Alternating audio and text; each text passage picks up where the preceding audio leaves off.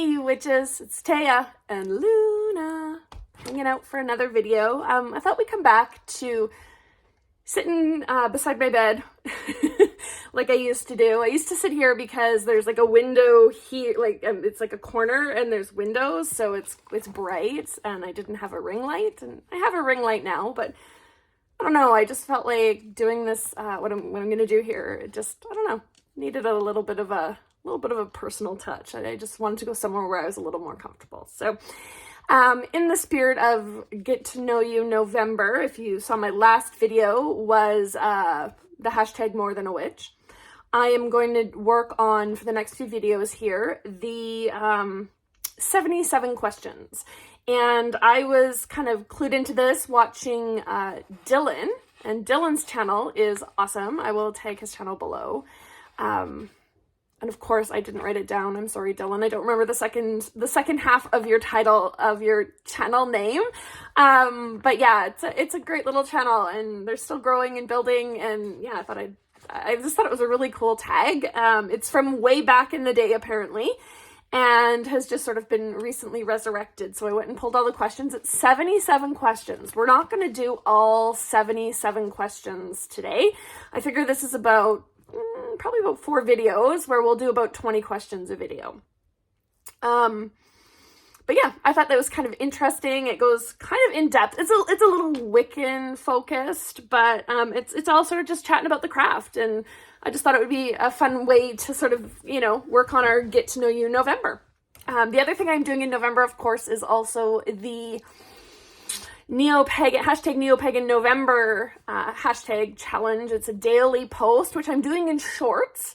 So you can either go to my shorts if you want to catch up, or you can go to, I have a playlist, Neopagan November 2022 playlist that kind of has everything in order.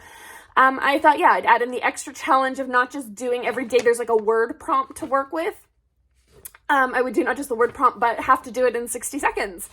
And so that's in my shorts if you want to check it out. And yeah, it's all part of like Get to Know You November. So let's get our first 20 questions down under our belt. The first question, do you use runes as a written language? No, I don't. I'm not Norse. I'm not Norse pagan. I'm not Germanic. I'm not anything that sort of touches on runes, really.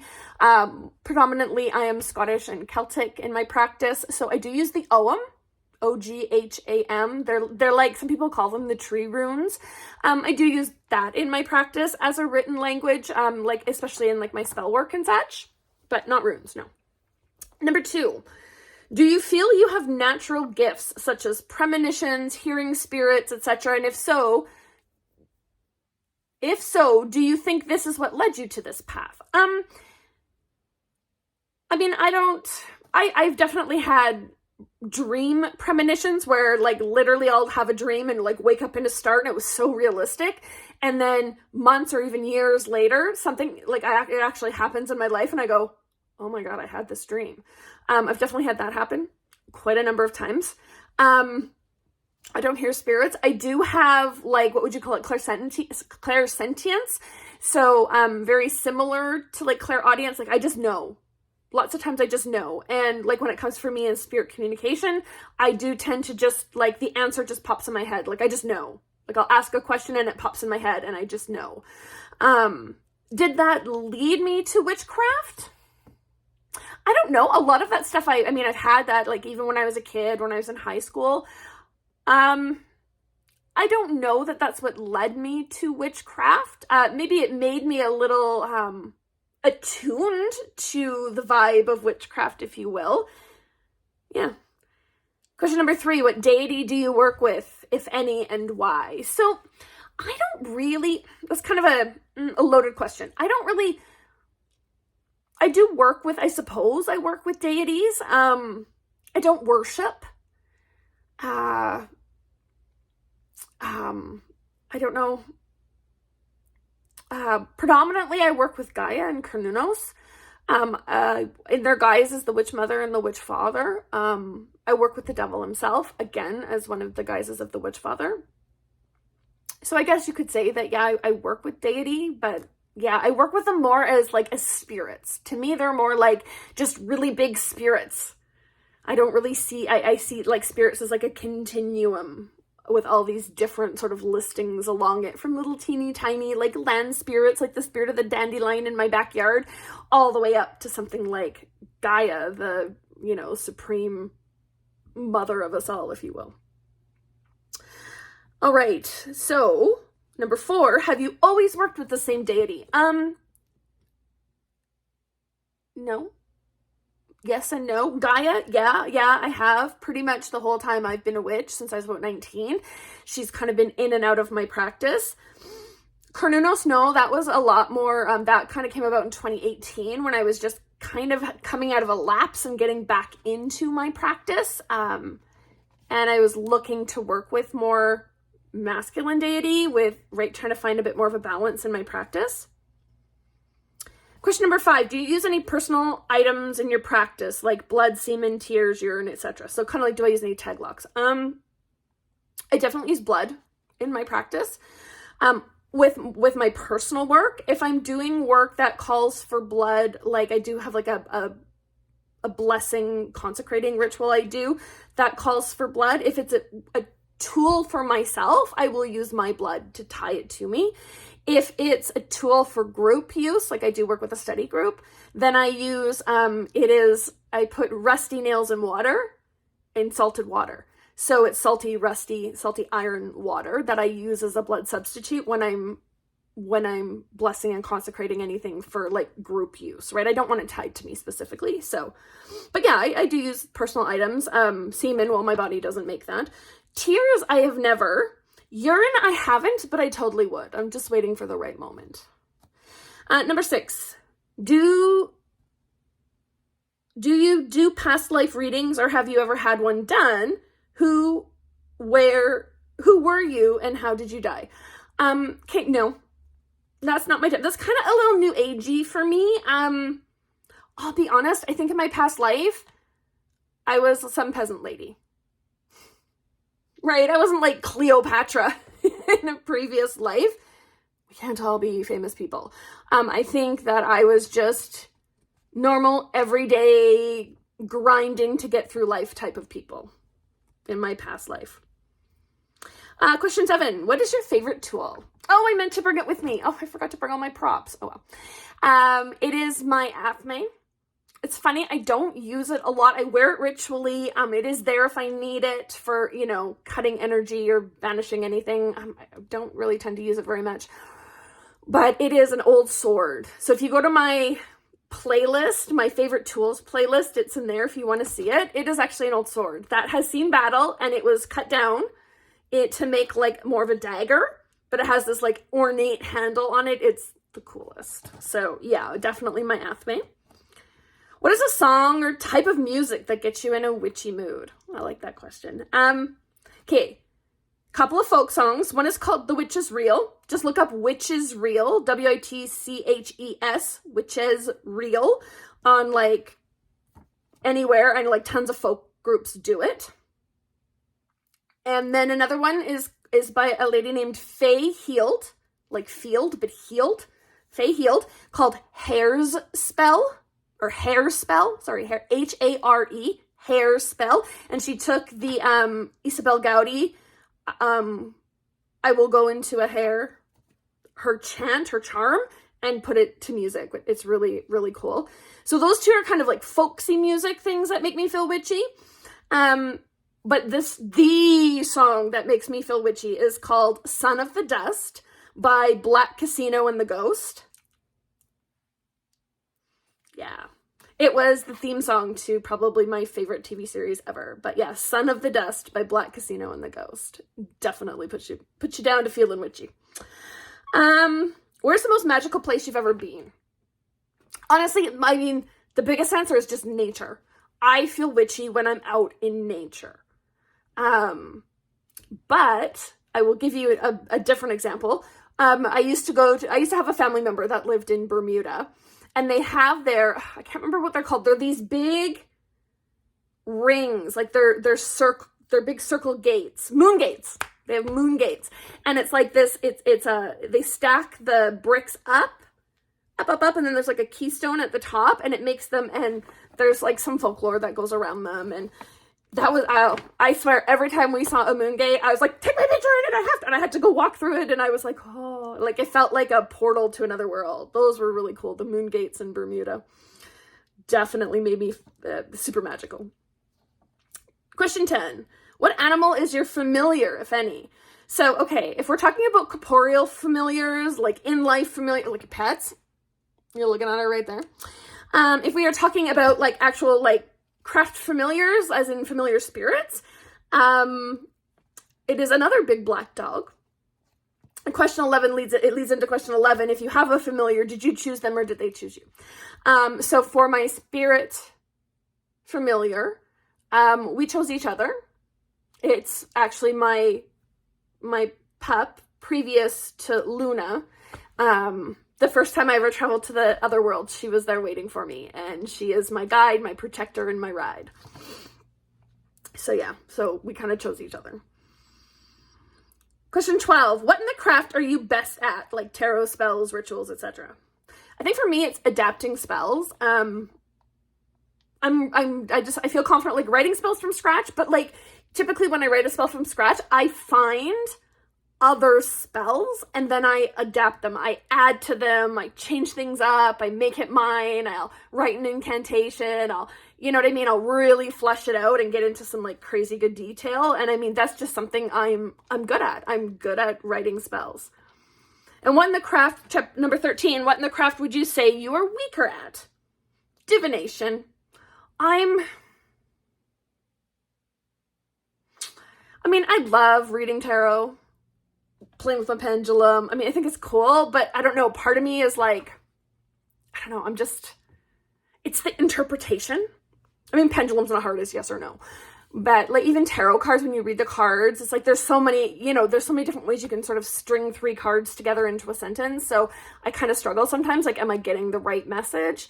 Scrying, love scrying. It's like super witchy. It's super cool. But again, sometimes it's like, I can't figure out what it's trying to tell me. So I'm not really great at figuring out what things mean. 14, what is your most favorite part of your craft? For me, I would definitely say spellcraft. Like I just said, I'm good at writing spells. I love writing spells, coming up with things that are a little bit unique. And yeah, so I definitely like spellcraft. I like anything crafty, and I find I tend to work my spells in a very crafty sort of way, even if it's just coming up with an elaborate candle magic setup. It's very crafty, and I love that. Number 15, what was the first tool you ever purchased? Oh, I meant to bring it with me. It is this little white cup. It is like probably a little smaller than this bowl, because I happen to have a random bowl sitting on the floor, but I don't have my little white cup. And it was porcelain, and it's actually a Starbucks mug, but it doesn't have a handle on it, so it looks like a little bowl. And it kind of comes up, and then it flares out a little bit at the top, and it's sweet and it's simple. And I got it like way back when I was 19, and I was very first like, I'm gonna start with Wicca, right? I'm going to start doing witchcraft. And I got this book, and it was like, well, you need a cup. And I was so broke, and I think it was on sale for like $1.99 or something. And it was from Starbucks, and it has a little Starbucks logo on the bottom of it, but it's this pretty little white, delicate little porcelain cup. Number 16, what was your first homemade tool for your practice? I think probably my stang. Honestly, I think it was probably making my stang. The very first stang I made, I literally just did a little carving around it. Like, I found the stang itself out in nature, and then I brought it back, and I stripped off the bark, and I carved a little something on it. So that was probably the first where I really put my own mark on something. Now I've made tons of things for my craft, tons and tons of things. But the first thing was probably my stang, because before that, when I was sort of like eclectic, everything was very like store-bought, really. And I didn't have a lot. Like, it was just little things here and there that I had bought. Number 17, what are your feelings on raising kids in the craft? Do it. My daughter wasn't necessarily raised in the craft. She's 23 now. nor is my son, who's 13 now. My daughter was a little bit, like when she was small, I read her a lot of, like, I had little pagan stories, and if you are looking for good little witchy, especially witchy, but witchy pagan books, check out Moon Dust Press. They have some really cool stuff. But yeah, do it. I think that's great. Number 18, if you were a goddess or a god, who would you be? Yeah, I'm noping out on that. I have no interest in being a goddess or a god. They live for eternity. I don't want to do that. Yeah, that's not my jam. No. Number 19, do you use astrology in your practice? In what ways? You know what? I really don't. I would really like to. I have I have these workbooks I used to work through every month, if you followed like my older videos, around the full moon and the new moon, which I now work with as the dark moon. These booklets, and they went through sort of the astrology that was happening at the time, and it was really interesting. I very much enjoyed it. I didn't really study as I was doing it, so I didn't really learn a lot. Like, I used it in the moment, but a lot of it didn't stick. So I would really like to actually learn more about astrology and astronomy as well, right? Like, not just astrology, like reading the stars, but I'd actually like to be able to go out and look up in the sky and be like, oh, that's that constellation, and that's that, and here's how they interact together, and yeah. So I'd really like to. I'd like to learn a lot more about astrology. Question number 20. What, if any way, could you practice dark magic and still respect the beliefs of Wicca? Cute question. Yeah, I'm not respecting the beliefs of Wicca because I am not a Wiccan. And I think that that's just sort of speaks to the age of this 77 questions. They're from, I think, the early aughts. When Wicca was a lot more predominant. Now, just because I don't follow the tenets of Wicca and don't really give a hoot if I piss them off with dark magic, doesn't mean I don't have any ethics and values and morals. I actually don't do a lot of baneful magic. I don't. You gotta push me pretty far before I get to that point. So, and I'm pretty level-headed. So I don't really practice it very much, but that's not to say that I wouldn't.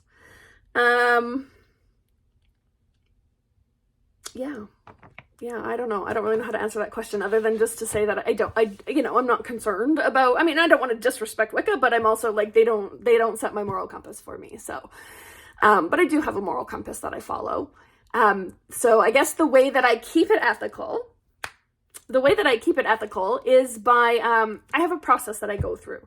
I don't have it here with me. I can't go through it in detail, but I just have a series of questions, right? Like, part of it is looking like, do I play a role in this situation, right? Did I play a role in that? Maybe I'm getting a little bit of what I deserve.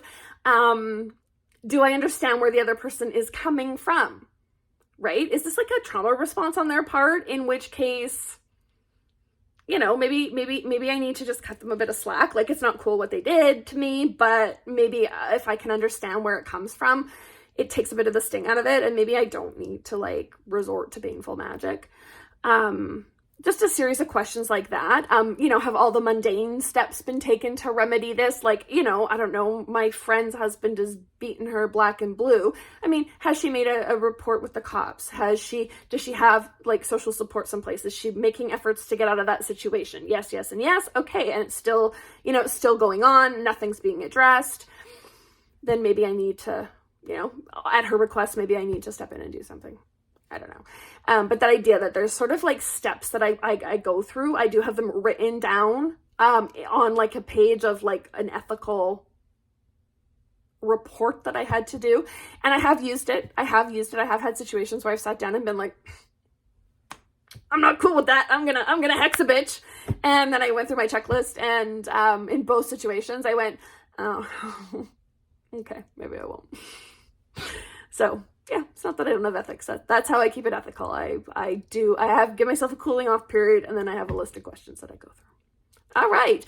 So we're at 20 minutes. So, I mean, that's our video for today, you guys. We'll do, we have a few more. I will put these questions down in the description if you want to follow along, if you want to like print, you know, copy and paste them and into a document and do it yourself. I'd love to see what you guys have to say about all these things, right? It's Get to Know You November, so let's do it. Otherwise, yeah, that's our video for today. We will catch you in the next one when we do the next set of 20 questions. All right, thanks you guys.